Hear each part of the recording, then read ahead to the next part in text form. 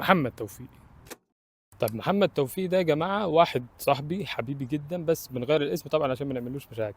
الفكرة ان هو في بيئة غير علمية تقريبا، ما حدش من الناس قريبين منه ولا في كلية هندسة ولا في كلية طب، ومحدش زقه ولا حد بيقول له المستقبل وازاي وهتبقى دكتور والكلام ده. بس محمد يعني بعد ما دخل كلية طب خلاص من المتوقع ان انت محدش بينصحك، محدش بيفهمك، محدش بيوعيك بالحاجات اللي جاية قدام والمستقبل وكده. متوقع بقى انك تبقى ترتيبك من 400 ورايح، بالذات في القصر العيني يعني. لا هو لو عايز نيابة جلدية دلوقتي هيجيبها، فاهمني؟ يعني ترتيبه عالي. فالموضوع اصلا انا شغلني لما هو حكى لي عليه. هو مش بالشخصية الالتزامية ولا بالشخصية المتدينة ولا بالشخصية اللي هي عقليتها ما شاء الله اصحى، ده بني ادم معدي. مش كده خالص. عشان بس تعرف ان احنا حوار الالتزام وهو طريق النجاح او انك تحط هدف وكده الكلام ده كله، والله مش، والله العظيم مش هو خالص اللي باجي في الاول. في حاجة بتبقى لازم سابقة الكلام ده هي اللي بتولده اصلا. هو بيقول لي ان انا شايف ان اخواتي ويعني بينزلوا بيشتغلوا عدد ساعات طويل جدا في البنا وفي الصبة وكده، وشغلانة صعبة جدا، وشايف ان المذاكرة اسهل بكتير من الكلام ده. يعني مستقبلي اصلا هبقى دكتور واستاذ دكتور وحاجه ما شاء الله عاليه واجري، والراتب بتاعي عالي جدا. فاذاكر احسن لان هم يعني هم طالع عينهم اصلا وبيرجعوا يناموا زي الناس اللي ماتت خلاص، وبكره هكذا نفس اليوم. طب ما انا اذاكر احسن. طب ايوه انت عايز ايه يعني؟ انت عايزنا كلنا نشيل شكاره ورا ظهرنا ونروح نشتغل يوميا؟ بهزر طبعا. ايوه يعني انت عايز تقول ايه؟ انا مش عايز اقول لك جرب حاجه صعبه وبعدين ارجع للسهله تلاقيها اسهل وكده، لا والله خالص. انا عايز اقول ان احنا كلنا وحرفيا كلنا بندور على الالتزام، وقليل مننا على فكرة بيدور على التقوى للنجاح، ودول الناس اللي هم المؤمنين يعني. والطريقين غلط. اصبر اصبر ما تعترضش. الطريقين غلط لان في حاجة بتسبق الاتنين دول اصلا في الاول، وهي ليه؟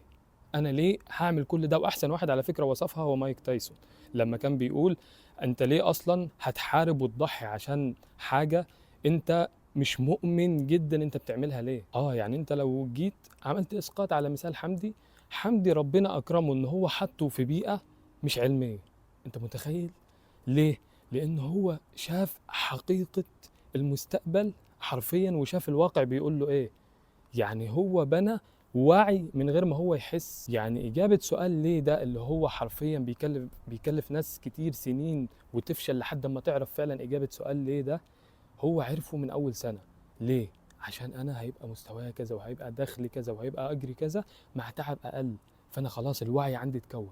للأسف إحنا في العصر ده عشان كلنا قاعدين مع بابي ومامي وقاعدين في البيوت وكده، محدش عنده كمية الوعي دي. فدي المعادلة الصحيحة، انت بتجاوب على السؤال ده بس، هو اللي بيفتح لك عن طريق التقوى، بيفتح لك الالتزام اللي بتوصل من خلاله لكل حاجة. بس خد بالك من نقطة، ما تحاولش مهما تقعد مع نفسك وتفكر وتجاوب على السؤال ده والله العظيم هتعرف تعمل حاجة. اديني بحلف لك. لازم واقع ولازم حاجة معينة كده تغيرك تثبت لك السؤال ده. انا بقى هقول لك على الطريقة فعلا المجربة انك تجاوب على السؤال ده باسهل واسرع طريقة. ليه اسهل واسرع طريقه؟ لان في فعلا طريقه بطيئه ان انت تاخد دروب في سنه معينه فدماغك دي حرفيا تتقسم نصين تتفتح كده، يدخل جواها اجابه السؤال ده وتتلحم بعدين لحم مدى العمر، وهتبقى فعلا ناجح بعدين. بس لا هقول لك طريقه اسرع وفعلا مضمون. انا كنت نازل اصور في الجنينه بس اكتشفت ان انا هنزل 11 دور. عشان بس اتاكد ان انت فهمت، يعني انت عايز تقول لي ان الناس فعلا اللي هم اعلى مننا دول الفرق بيني وبينهم بس مجرد الوعي؟ ده هو التزامه اسهل منك بسبب الوعي. وعلى فكرة لو بيتقي ربنا وعنده كمية الوعي والعلم بعظمة الخالق، هو التقوى بتاعته اسهل منك. ليه؟ لان في واحد من الصالحين بيقول فيما معناه لو عرف الخلق عظمة الحق ما عصوه. انت فاهم؟ فالفكرة كلها في الوعي، بس ده مش متوفر لنا كلنا. نعمل ايه؟ شوف هقولك على حاجة. اكتر حل سهل وعملي انك انت تقعد جنب شخصية انت شايف نفسك فيها في المستقبل، او شخصية كبيرة، دكتور كبير، مهندس كبير، ايا كان، بتاع بيزنس كبير، رجل اعمال كبير، وتقعد جنب شخصية عكسها اللي هي شخصية يعني شبه تكون شبه يعني ودت مستقبلها في حتة مش محببة ليك خالص. تمام؟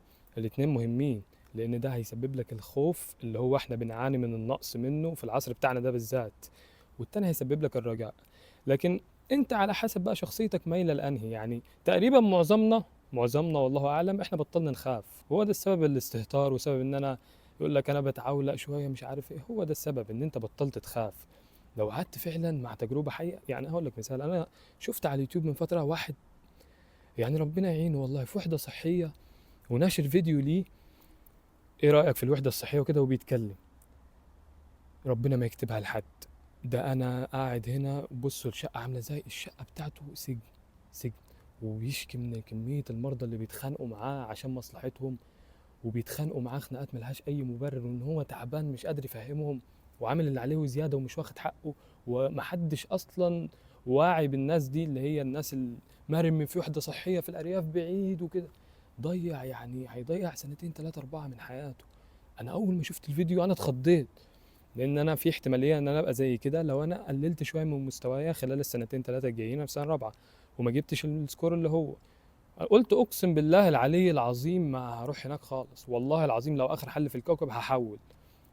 الله، طب انت من شويه وكنت عادي ويا راجل، وكل واحد ورزقه، والحمد لله ودينا بنجتهد. اشمعنى بقى دلوقتي بقيت محرات وبقيت عايز تذاكر؟ مش بس ده، كمان في ناس من اصحابنا لو في سفر بيذاكر للمعادله وبيشتغل وكده.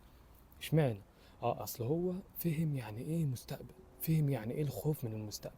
طيب ده الخوف، فين الرجاء؟ الرجاء، هحكي لك قصة. يعني دكتور عندنا هو اللي بيمتحن الناس اللي بتسافر لبره، ما شاء الله عليه يعني.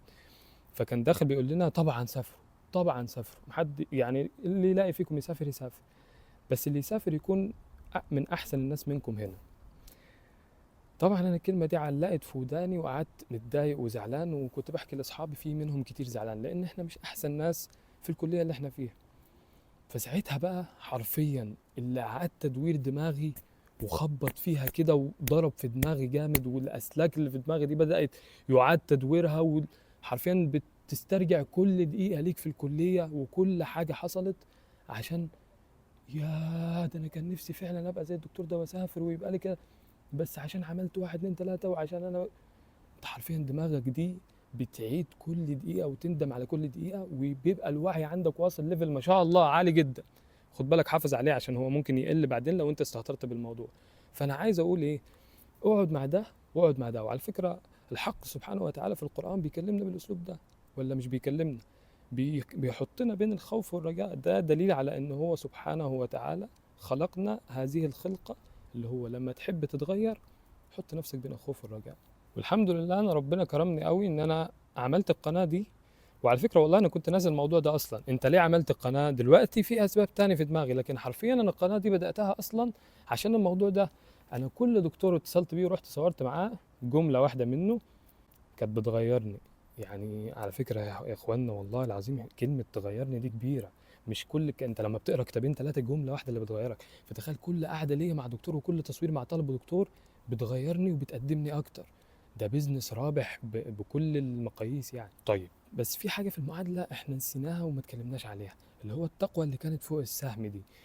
بصراحة في العصر اللي احنا عايشين فيه، طالما خلاص في ناس مش بتتقي ربنا مش مشكلة وبتنجح، فانت لو عايز فعلا النجاح ده خلاص مش مشكلة. بس قبل ما امشي يعني كنت عايز احكي لك قصة، ان انا في ثالثة ثانوي ما كنتش الشاب وما اتعلمتش يعني ايه التزام على فكرة، ولا كان عندي الوعي اللي يخليني اخاف من المستقبل كل ده. لا كنت مطنش شوية. يعني عارف كتاب الامتحان في ثالثة ثانوي، كتاب الامتحان اللي انتوا بتحلوا منه، يعني أنا ما خلصتوش اصلا، تمام، اللي بنحل منه في كل المواد. وكان في ايام بضيعها قبل الامتحان وكده، بس ربنا كان رزقني بصحبة صالحة جدا، كان يعني مدخل جوه دماغي الوعي بالصلاح وبالتقوى، فرزقت بشيء من التقوى يعني. والحمد لله رب العالمين انا جبت مجموع 96.1%. يعني شيء من التقوى مع قليل، ولو قليل جدا من الالتزام. انا نفسي ترجع الايام دي تاني، مع انها كانت ايام تعب تعب تعب. والله العظيم عمري في حياتي ما لقيت بركة ولا لقيت اجر رفيع اكتر من الاجر ده، وكمية القرب من الحق سبحانه وتعالى، وانك منور، وان هو مسهل لك ومرضيك، وحتى لو انت مش ملتزم الالتزام الكامل بس انت بتتقي ربنا. فكان شيء عظيم جدا والله. طيب رسالة لنفسي بقى عشان هي نسيت الكلام ده. بص يا محمد، انا بقى سيبك من كلام اليوتيوب والعبط ده خالص خالص دلوقتي، انا بكلمك انت. بص يا محمد، لو انت عايز فعلا تنجح وفلوس ودرجات ومش عارف ايه، التقوى مش لازم، انت ممكن تنجح من غيرها فبراحتك، بس التقوى هتعمل لك بركة وهتعمل لك توفيق كبير. طيب ولو انت جيت كده اوقات نفسك سحرانة كده وملهاش دعوة بالتقوى وماسك في الدنيا وحب الدنيا تملك منك، فخد بالك لا تحرم التوفيق والبركة. ولو أوتيت التوفيق والبركة وانت مش متقي ربنا وبتستهين بالمعاصي، والحمد لله لقيت نفسك موفق، فخد بالك انت كده بتستدرج. فخد بالك ده استدراج، عشان بعد يومين لما تتوفى تلاقي نفسك الحياة الحقيقية. سلام عليكم.